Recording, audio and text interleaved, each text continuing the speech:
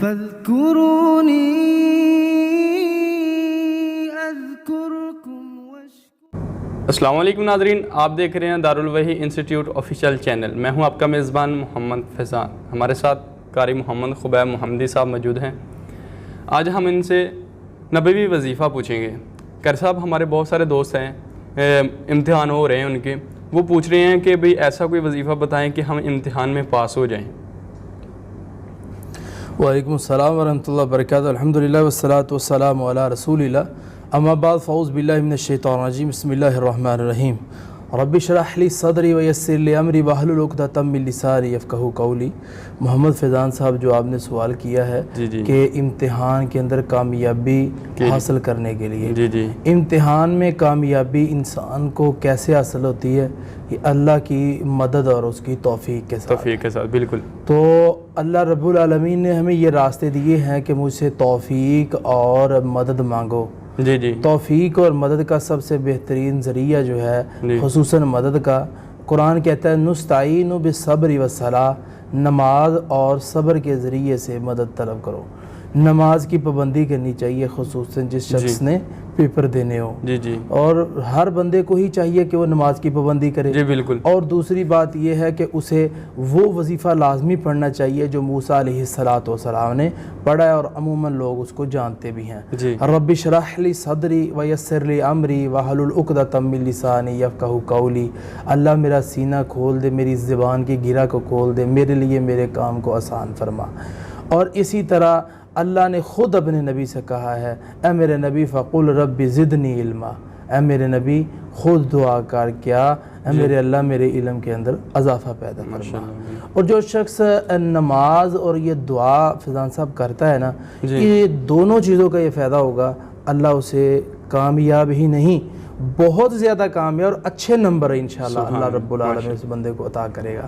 اور اسی طرح ایک چیز، نماز کے فوراً بعد صرف ایک مرتبہ پڑھ لیں، صرف ایک مرتبہ، پانچوں نمازوں پہ نہیں، صرف ایک نماز پر، صرف ایک نماز پر، ایک نماز پر ایک دعا، اور وہ بھی چھوٹی سی ہے، کیونکہ لوگ عموماً زیادہ پڑھائی سے ڈرتے ہیں۔ صرف ایک مرتبہ وہ پڑھ لے تو اللہ رب العالمین اس کی برکت اور اس کی رحمت سے اس کا سینہ بھی کھول دیں گے، اسے آگے چل کے نوکری بھی دیں گے، یہ بھی اس کے ساتھ ہے، اچھی جاب دیں گے اسے۔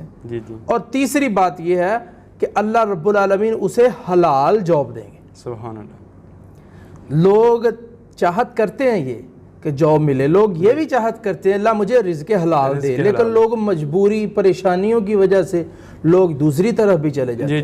لیکن یہ دعا بھی ایک مرتبہ پڑھنی ہے، ایک نماز کے بعد پڑھنی ہے، تو اس سے علم بھی ملے گا، اس سے انسان کو کاروبار بھی ملے گا، نوکری بھی ملے گی، اور اس سے انسان کو حلال رزق بھی ملے گا، اور اللہ رب العالمین اس علم کی وجہ سے اسے عمل کرنے کی بھی توفیق دے گا، اور ایسے اعمال کرنے کی توفیق دے گا جو اللہ کے ہاں اس کے قبول ہو جائے۔ سبحان اللہ۔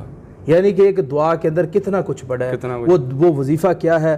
اللہم انی اسألک علما نافعا وعملا متقبلا ورزقا طیبا۔